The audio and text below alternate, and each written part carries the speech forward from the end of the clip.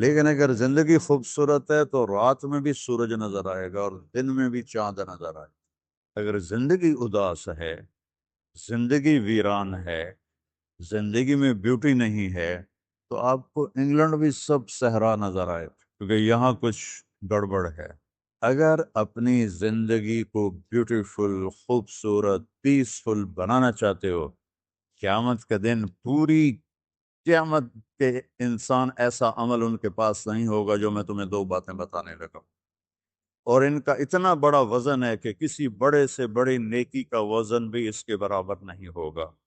لیکن بیٹا میری اس سنت کو پورا کرتے ہوئے تیرے پسینے نکلیں گے، ساری زندگی کرنا پڑے گا، بس اپنے من میں ڈوب کر پا جا سراغ زندگی، تو اگر میرا نہیں بنتا نہ بن اپنا تو بن۔ میرے محترم بھائیو اور دوستو، ایک چیزوں کی خوبصورتی ہے، جیسے یہ مسجد بڑی بیوٹیفل خوبصورت۔ ابھی ہم گاڑی میں آئے، جس ساتھی کی تھی بینٹلے گاڑی، بڑی خوبصورت گھڑیاں، گاڑیاں، سڑکیں۔ لیکن ایک خوبصورتی لائف کی ہوتی ہے کہ لائف بیوٹیفل ہو، لائف اندر ہوتی ہے، وہ بینٹلے میں نہیں ہوتی، رولز رائس میں نہیں ہوتی، وہ بڑے گھروں میں نہیں ہوتی، بڑے کاروباروں میں نہیں ہوتی۔ زندگی اندر چلتی ہے۔ جب وہ نکلتے ہیں تو ہم ڈیڈ باڈی ہو جاتے ہیں، کوئی نہیں کہتا مولانا طارق جمیل، کہیں گے ڈیڈ باڈی، یا ہمارے یہاں کہیں گے میت۔ زندگی کیسے خوبصورت ہو؟ زندگی پیسے سے نہیں ہوتی، شکلوں سے نہیں ہوتی، کسی دنیا کی چیز سے لائف کی بیوٹی کا کوئی تعلق ہے۔ اور جب تک لائف میں بیوٹی نہ ہو تو کوئی چیز مزہ نہیں دیتی۔ کیا لطف انجمن کا جب دل ہی بجھ گیا ہو، سو بار چمن مہکا، سو بار بہار آئی، دنیا کی وہی رونق، دل کی وہی تنہائی۔ تو زندگی کو خوبصورت بنانے کے لیے اللہ نے ایک آیت ہمیں سنائی، ایک آیت، لَقَدْ كَانَ لَكُمْ فِي رَسُولِ اللَّهِ أُسْوَةٌ حَسَنَةٌ۔ کہ اگر لائف کو خوبصورت بنانا چاہتے ہو، اس کے لیے نہ انگلینڈ رہنے کی ضرورت ہے، نہ امریکہ رہنے کی ضرورت ہے۔ میں افریقہ کے غریب ملکوں میں گیا ہوں، جنگلوں میں، صحراؤں میں پھرا ہوں، تو ان کے زندگی دیکھ کر حیرت ہوتی ہے۔ ان کو آج کی دنیا کی کسی چیز کی کوئی خبر نہیں۔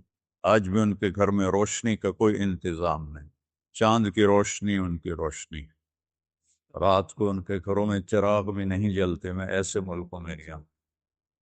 لیکن اگر زندگی خوبصورت ہے تو رات میں بھی سورج نظر آئے گا اور دن میں بھی چاند نظر آئے گا۔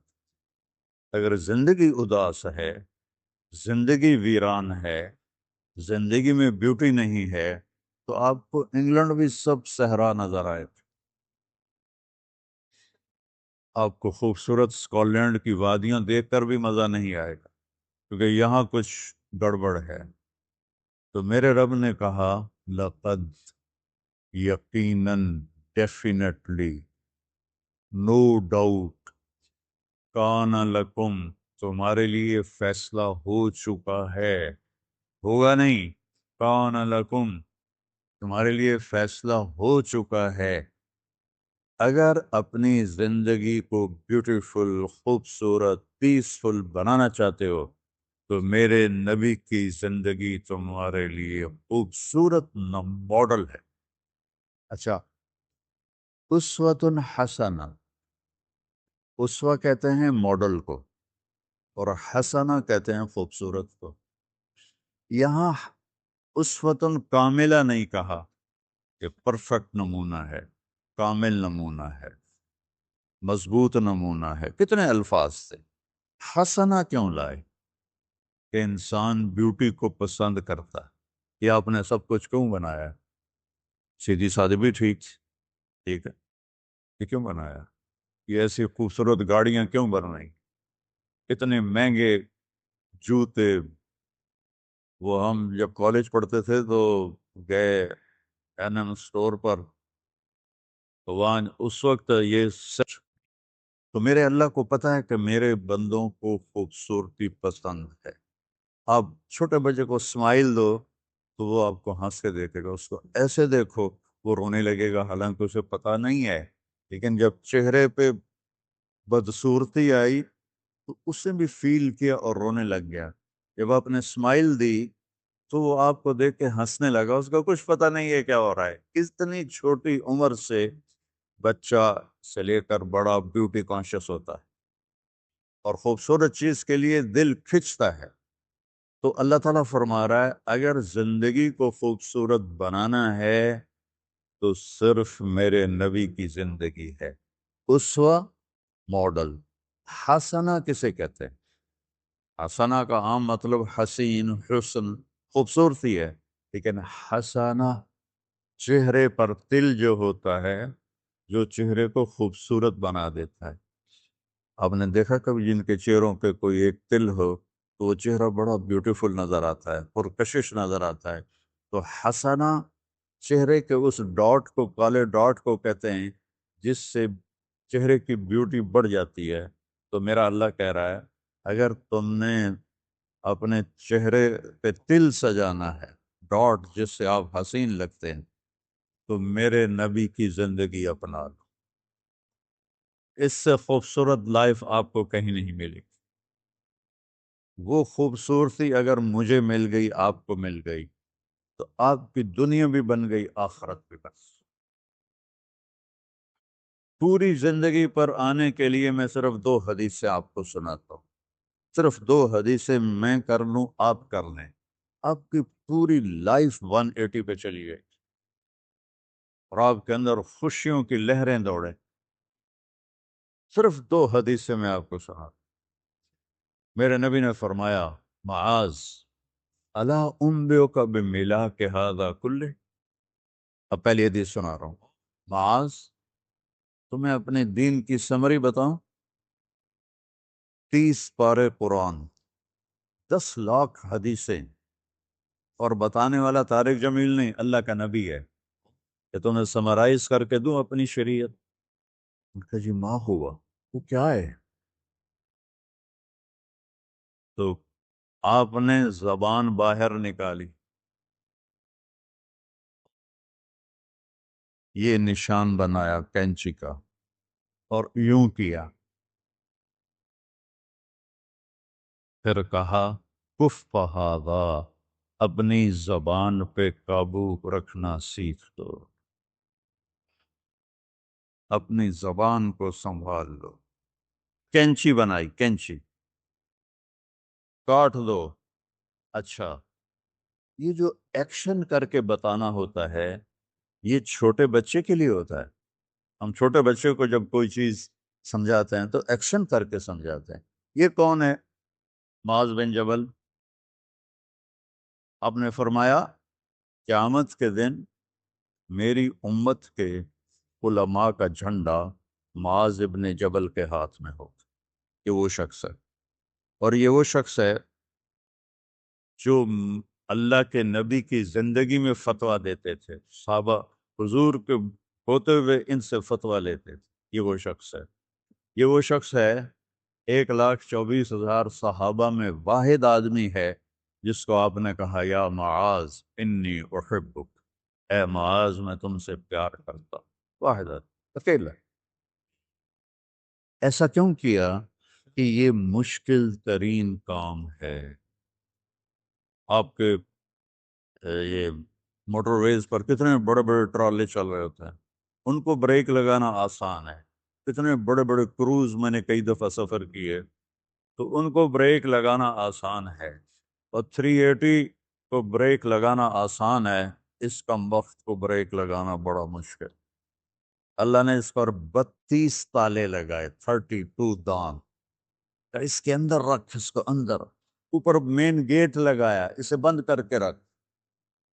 اور فرمایا من کان یؤمن باللہ والیوم الآخر فلیقل خیرا او لیصمت. جو آخرت پر اور اللہ پر ایمان رکھتا ہے وہ اچھی بات کرے اور اگر زبان پہ کوئی غلط آنے لگے تو خاموش ہو جائے۔ غیبت، بیک بائٹنگ، ٹونٹنگ، طنز، الزام، یہ ایک حدیث آپ کے لیے پورے، اور آپ نے کیا کہا؟ یہ میرا پورا دین کی خلاصہ ہے، سمری ہے پورے دین کی، زبان کی حفاظت۔ آپ نے ابو ذر سے کہا، ابو ذر تمہیں دو باتیں بتاتا ہوں، قیامت کے دن پوری قیامت کے انسان ایسا عمل ان کے پاس نہیں ہوگا جو میں تمہیں دو باتیں بتانے لگا، اور ان کا اتنا بڑا وزن ہے کہ کسی بڑے سے بڑی نیکی کا وزن بھی اس کے برابر نہیں ہوگا۔ تو ابو ذر نے پوچھا جی کیا ہے؟ فرمایا ایک اچھے اخلاق اور ایک زبان کی حفاظت۔ ابو ذر مہینہ مہینہ کسی سے بات نہیں کرتے تھے، پورا پورا مہینہ گزر جاتا تھا کسی سے بات نہیں کرتے تھے کہ زبان سے کوئی غلط بول نہ نکلے۔ یہاں گھروں میں لڑائیاں کیوں ہیں؟ زبان کا بول ہے۔ یہاں بچوں کی طلاقیں کیوں ہو رہی ہیں؟ زبان کا غلط بول ہے۔ ماں باپ کیوں ہرٹ ہو رہے ہیں؟ اولاد کی بدتمیزی اور زبان کا بول ہے۔ زبان کا بول سینہ کاٹ کے رکھ دیتا۔ تو میں سفر میں تھا اور پڑھ رہا تھا، تو میں پڑھتے پڑھتے تھک گیا، میں نے کتاب بند کی، تو ہم ایک بس کو کراس کر رہے تھے، تو اس کے پیچھے ایک جملہ لکھا تھا، وہ آپ کو سنا، لکھا ہوا تھا دل، اس کے آگے لکھا تھا برائے فروخت، for sale, heart for sale, نیچے لکھا تھا قیمت، آگے لکھا تھا ایک میٹھا بول، ایک میٹھا بول۔ اور میٹھے بول پر اپنے ماں باپ کے دل خرید سکتے ہیں، بھائیوں کے، بہنوں کے خرید سکتے ہیں، بیگم کے خرید سکتے ہیں، بیگم خامند کا خرید سکتی ہے، بچوں کا دل آپ خرید سکتے ہیں، بچے ماں باپ کا دل خرید سکتے ہیں۔ اور اللہ نے مجھے 2 دفعہ یوں دنیا پھرائی ہے، ایسے 100 کے قریب ملکوں میں اللہ مجھے لے کر گیا ہے، نمازی بھی بہت، مسجدیں بھی بہت، حاجی بھی بہت، داڑھی والے بھی بہت، پگڑی والے بھی بہت، لیکن اس کو سنبھالنے والا ملتا ہی کوئی کہ جو اس پہ قابو پاتا ہو۔ آپ کی لائف بیوٹیفل نہ ہو تو مجھے کان پکڑا دے، کیوں کہ میں نبی کے وعدے کے پر بات کر رہا ہوں۔ تو معاذ کہنے لگے یا رسول اللہ زبان کے بول پر بھی پکڑ ہوگی؟ میں کہا تیرا بھلا ہو جائے، سب سے زیادہ جہنم میں گرانے والی زبان ہوگی، زبان ہوگی۔ ایک حدیث ایک اور سناتا ہوں مختصر کر کے، کیونکہ 20 منٹ پر مجھے بات ختم کر۔ آپ نے کہا انس میرے بیٹے، میری ایک بہت گریٹ سنت ہے، گریٹ، یہ لفظ پوری حدیث میں کہیں نہیں سوائے اس ایک جگہ کی۔ میری ایک بہت گریٹ سنت ہے، بہت، یہ داڑھی بھی سنت ہے، یہ پگڑی بھی سنت ہے، یہ سفید، میں سفید لباس اس لیے پہنتا ہوں میرے نبی کو پسند تھا، میں کوئی کلر والا نہیں پہنتا، سنت ہے۔ لیکن گریٹ سنت، گریٹ سنت صرف ایک جگہ پر آیا جو میں ابھی آپ کو بتانے لگا ہوں۔ میرے بیٹے انس، میری ایک گریٹ، گریٹر، گریٹسٹ سنت ہے، اگر تو نے اس کو پورا کر لیا تو جنت میں نہیں جائے گا، جنت میں میرا نیبر بن جائے گا۔ تو جنت تو بہت چھوٹی چیز ہے نبی کے نیبر کے سامنے، تو میرا نیبر بن جائے۔ پتہ ہے آپ کو کہ بڑی چیز کی قیمت بھی بڑی ہوتی ہے۔ تو پھر کہا بیٹا اس سنت کو کرتے ہوئے تجھے تھکنا پڑے گا، تو تھکے گا، اور ساری زندگی تمہیں کوشش کرنی داڑھی تو ایک دفعہ رکھ لی ہے، اب تیل لگا لیا، تھوڑا ٹرم کر لیا، لیکن بیٹا میری اس سنت کو پورا کرتے ہوئے تیرے پسینے نکلیں گے، ساری زندگی کرنا پڑے گا۔